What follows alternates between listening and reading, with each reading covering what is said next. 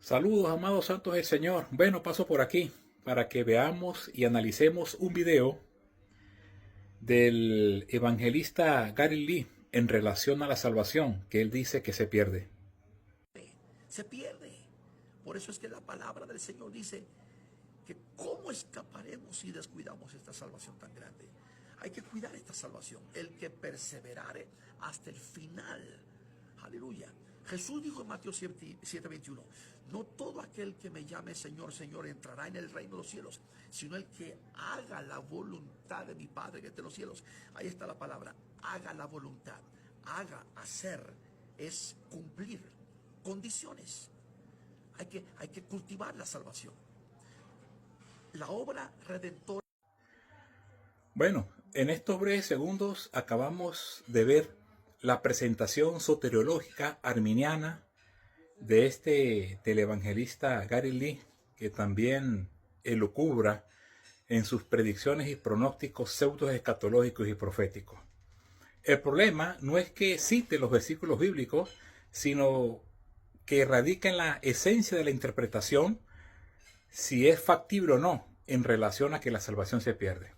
El primer versículo que él cita es Hebreos capítulo 2, versículo 3, cuando dice el escritor, ¿cómo escaparemos nosotros si descuidamos una salvación tan grande? Fíjese el verbo descuidar. Es como que si quiere decir que, bueno, si yo soy salvo, entonces tengo que cuidar mi salvación porque si no me pierdo. Bueno, esa palabra o ese verbo en el original griego es amalentos, que se traduce como rechazar. Ahí no se habla en cuanto a la preservación de algo que tengo, sino en cuanto al rechazo de la presentación en relación al mensaje del Evangelio. O sea, cuando a mí me presentan el mensaje del Evangelio y yo lo rechazo, pues automáticamente, ¿cómo voy a escapar del juicio, de la condenación? Ya automáticamente, pues estoy definiendo mi destino eterno.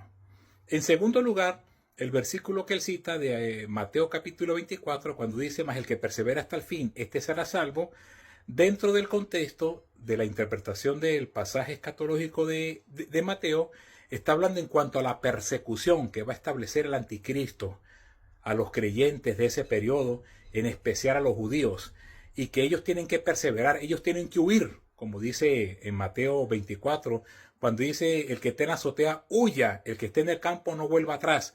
Ahí no se está relacionado en cuanto a la salvación, sino en cuanto a la preservación de la vida en el periodo de la gran tribulación.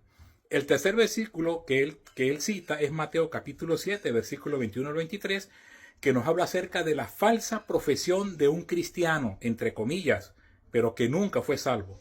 Por eso dice el texto, no todo el que me dice Señor, Señor entrará en el reino de los cielos, sino el que hace la voluntad de mi Padre que está en los cielos. Y él se afinca mucho, dice, el que hace la voluntad.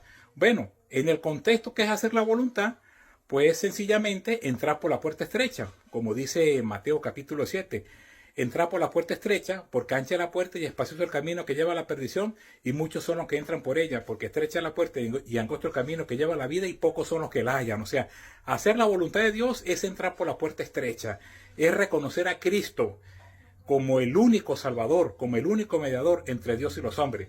Por eso dice el versículo 22, muchos me dirán en aquel día, Señor, Señor, no profetizamos en tu nombre, no echamos fuera demonios, no hicimos milagros, y fíjese lo que dice Cristo. Entonces yo les declararé, apartado de mí, hacedores de maldad, nunca os conocí. Fíjese la expresión, nunca os conocí.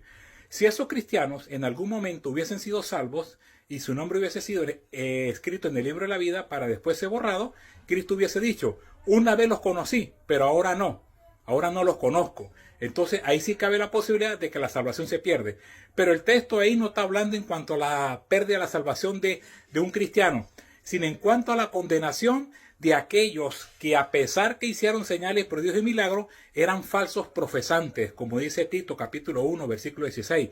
Muchos profesan conocer a Dios, pero con los hechos lo niegan, siendo abominables y reprobos en cuanto a toda buena obra, porque la salvación no es por obra, la salvación es por fe.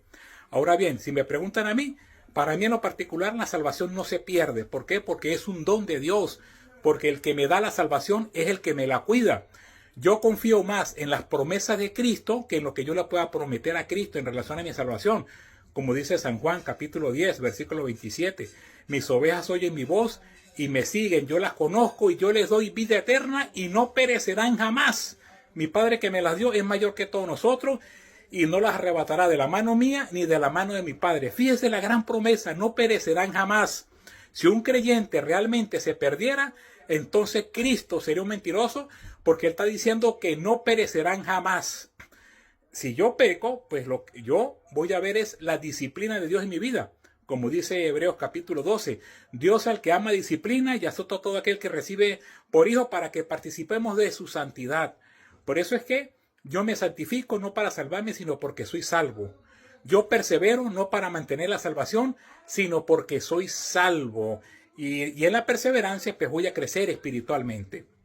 Entonces, hermano, decir que la salvación se pierde pues es una contradicción. Aunque hay muchos versículos que aparentemente citan estos malos intérpretes para enseñar que la salvación se pierde, cuando lo analizamos correctamente a la luz de la Biblia y de una interpretación soteriológica correcta, nos demuestra lo contrario. Y por último, otro versículo lema que citan muchos, aquellos, uno de los cuantos, pero de los preferidos, es Apocalipsis 3:5, cuando dice: al que venciere será vestido con vestiduras blancas y no borraré su nombre del libro de la vida. Ellos argumentan, ve que la salvación sí se puede perder, que nuestro nombre una vez escrito sí se pueden borrar. Bueno, en el original griego no es una condición, sino que es una promesa incondicional, cuando dice el propio Cristo: y nunca jamás su nombre será borrado del libro de la vida una vez que sea salvo, una vez que ha vencido. Y de acuerdo a la teología juanina, ¿quién es un vencedor? Como dice 1 de Juan capítulo 5, es aquel que ha puesto su fe en el Hijo de Dios. Es aquel que ha nacido reconociendo que Jesucristo es el Hijo de Dios, el que resucitó de entre los muertos y el que se encarnó para la gloria de Dios Padre. Entonces, hermano, para mí la salvación no se pierde. Y lo que dice este hermano, aunque muchos no lo consideran hermano, o bueno, pues está mal interpretado. Que el Señor les bendiga y espero que lo compartan.